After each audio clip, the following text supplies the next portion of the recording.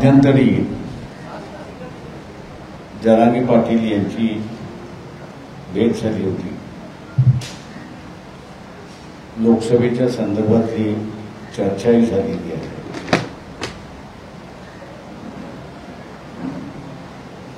त्यांनी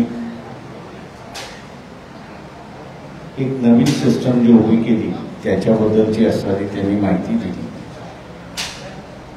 आणि आज कदाचित त्यांचा असणारा पूर्ण डेटा जो आहे उमेदवारांचा तो येईल आणि त्याच्यानंतर मग असणारा त्यांची पुढची वाटचाल होईल असं मी त्या ठिकाणी मानतो.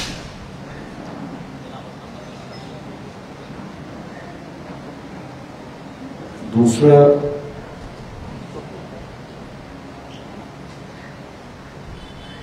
या लोकसभेमध्ये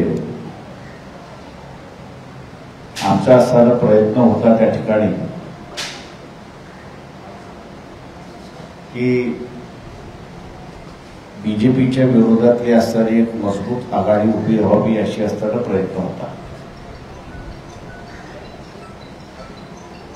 पण दुर्दैवाने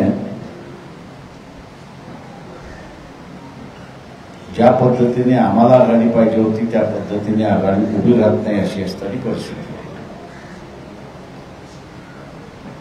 महाराष्ट्रातल्या असणाऱ्या वेगवेगळ्या संघटना ज्या आहेत त्या वेगवेगळ्या संघटनांशी बोलून 2 तारखेपर्यंत बीजेपीच्या विरोधातली असणारी महत्वपूर्ण आघाडी जी आहे ती आघाडी आपल्याला उभी राहिलेली दिसेल. ज्या संघटनांशी आम्ही बोलतोय त्या संघटनेमधला असणारा अजेंडाही त्याच्यामध्ये असणारा हळूहळू डिसाईड होतोय. मेन अजेंडा जो आहे तो बेसिकली एक म्हणजे प्रायव्हेटायझेशनच्या विरोधात पूर्णपणे आपण भूमिका त्या ठिकाणी घेतली पाहिजे. दुसरं, कॉन्ट्रॅक्ट सिस्टममध्ये जो कर्मचारी अधिकारी लागलेला आहे सुप्रीम कोर्टाचा निर्णय लक्षात घेता त्यांना 58 वर्ष पूर्ण होईपर्यंत रिटायरमेंट करायचं नाही. 3-3, 4-4 महिन्याचे जे कॉन्ट्रॅक्ट्स त्यांचे आहेत त्याला असणारा परमनंट वाढ द्यायची आणि 58 वर्ष होत नाही तोपर्यंत त्याला रिटायरमेंट द्यायचं नाही असा एक अजेंडा आमचा त्याच्यामधला ठरतोय. दुसरा, महाराष्ट्रामध्ये एकंदरीत 14 लाख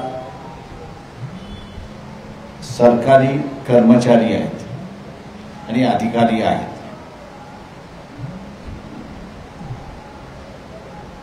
या कर्मचारी अधिकाऱ्यांच्या संख्येमध्ये आपण असं वाढ केली पाहिजे आणि येत्या 5 वर्षाच्या कालावधीमध्ये ती 22 लाखापर्यंत घेऊन गेली पाहिजे. तरच शासन व्यवस्थितरित्याने त्या ठिकाणी चालू शकतं अशा असताना सुद्धा एक अजेंडा आम्ही त्या ठिकाणी तयार करतो.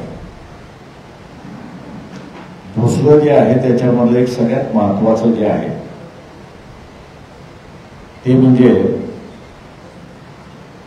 आम्ही 22 लाखापर्यंत जरी घेऊन गेलो तरी एम्प्लॉयमेंट सर्वांनाच मिळू शकेल. म्हणजे 20 वर्षापासून ते 35 वर्षाचा होईपर्यंत सगळ्यांनाच एम्प्लॉयमेंट देऊ शकतो अशी काही परिस्थिती नाही. आणि म्हणून एक मूलभूत बदल करण्याचा आम्ही असं ठरवलेला आहे आणि त्याच्यावरती एकमत झालेलं आहे. ते म्हणजे की ॲग्रो इंडस्ट्री याचे जे सगळे मोठमोठे प्रोजेक्ट्स होतात आहेत, मेगा प्रोजेक्ट्स होतात आहेत,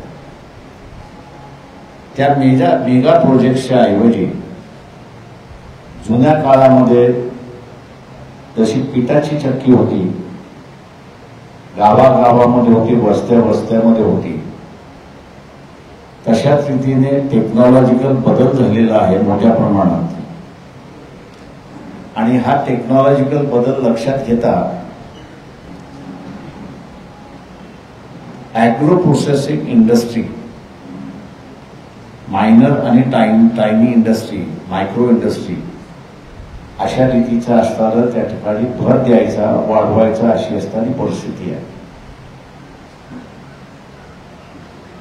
नंतरचा जो मुद्दा आमचा असा ठरलेला आहे तो म्हणजे केंद्र शासन नेहमीच MSP प्राइस त्या ठिकाणी जाहीर करते. दिल्लीमध्ये आजही हे आंदोलन त्या ठिकाणी चाललेलं आहे आणि